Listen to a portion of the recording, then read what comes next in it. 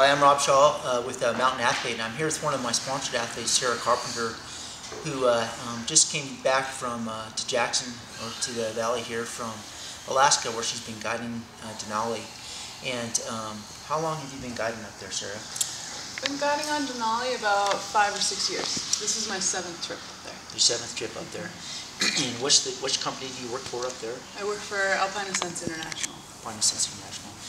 Now this year, tell me, I'm kind of curious about what it's like to be a guide up there, and also what the mountain is like.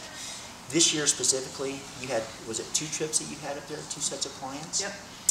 And how many guides worked with you, and how many clients were you responsible for?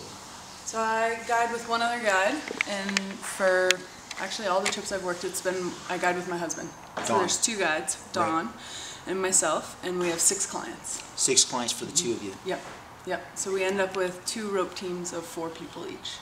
So traveling on the glacier, you have to be roped up, and so you're always tied to someone when you're moving camp. So we each have a rope team of 3 clients. Okay. How long, when the clients sign up for that, is it 3-week hitches or 4-week hitches, or how long is the event, I guess, or time with the clients? We schedule the trip for 21 days. 21 days. Yep, and I've done it as fast as 15 or 16 days, and as long as 21 days. So you had 12 clients this year. How many summited? 5. Really? 5 yeah. summited? My first trip, we had 1 person fly off at 14,000 feet due to a medical issue. Okay. And then the other 5 summited. And my second trip, we actually sat at 14,000 feet for 12 days waiting for a weather window, which wow, we never got. So I had 5 clients at 14 that waited 12 days that weren't able to summit, that were strong enough to summit. Well, so they just couldn't make it up there. We got 3 feet of snow and 50-mile-an-hour winds, and so no one was going above 14,000 feet. You tell me about Denali. How many times have you been at the top of that?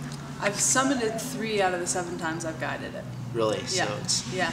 So the thing with guiding is there's times where you just turn around with the client that's sick or tired or can't make it. So right, as a team, Dawn and I have summited more than 3 out of 7, but I've turned around several times with clients to take people down.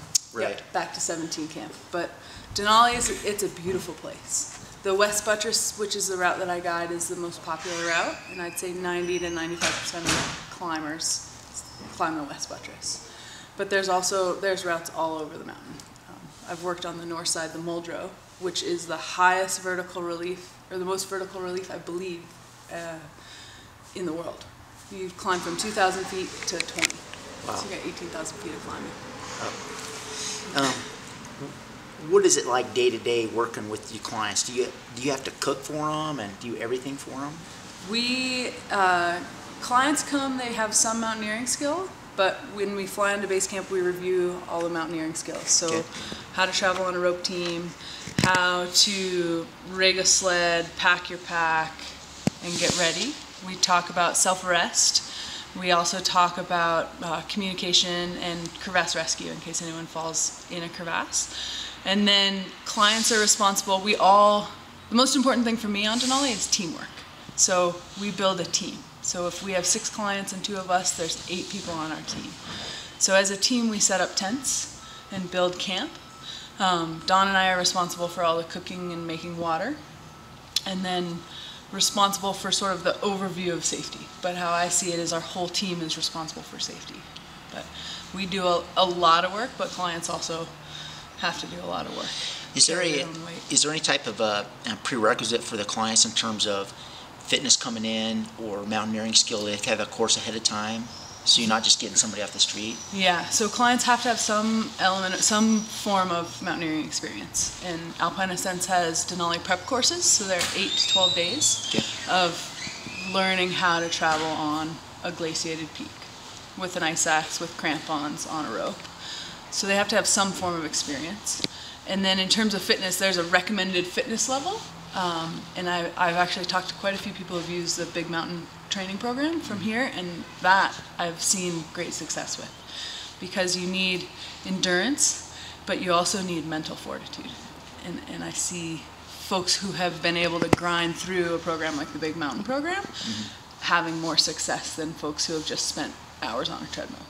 So you get ready for it. Describe the worst client you've ever had. Oh, I don't know if I should. They might see it. No, just in general. I mean, to me, a bad client is someone who doesn't understand the concept of a team. So someone who's there for themselves and their only focus is to summit the mountain, and that are selfish. So the opposite of a nightmare client was this last group. Every time I set up camp, we all got our tents set up, and then they would all come over and help me dig a cook shelter, or Dawn dig a cook shelter, which I've never had before. People running over to help build the rest of camp. So the bad client is the one that gets their tent set up, puts all their stuff away, ignores everyone else, walks in, eats dinner, doesn't talk to you, takes water and walks out. So the person that doesn't know how to work with anyone. Demanding and unappreciative is, for me, the hardest. Demanding's fine, as long as they're appreciative. When the clients come in, do they come in as individuals or couples or groups, or all of the? All of the above. I've climbed with groups that have been an entire group Group of 6 coming in, yeah. Which has been a blast. That was one of my highlight trips. And then I've climbed with all individuals, and we've climbed with buddies that have showed up together. The gamut. Right. Yeah. But the trick is to take 8 individuals and make it this finely tuned machine. Right. Yeah. What is the most dangerous part of the whole deal? Is there one spot or one situation? There's summit fever or something like that. There's a few places that are dangerous. There've been this year there were actually some avalanche deaths in a place where we don't normally see incidents.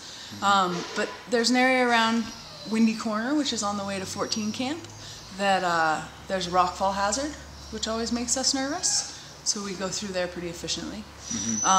The area on the fixed lines, you've got really steep slopes, but you're attached to the mountain, which is really nice. One of the more exposed places is on the ridge from 16,200 feet to 17,200 feet.